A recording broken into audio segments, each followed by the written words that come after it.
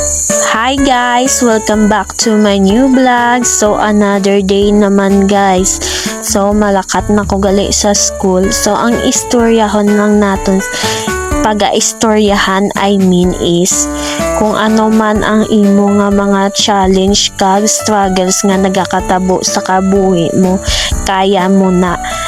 Fight lang kahit ano pa yung mga laban na pinagdaanan mo, kahit sa mga nagachismis sa imo, sa mga nagabuli sa imo, kinahanglan mo na sa ilang ipakita nga nagalaban ka.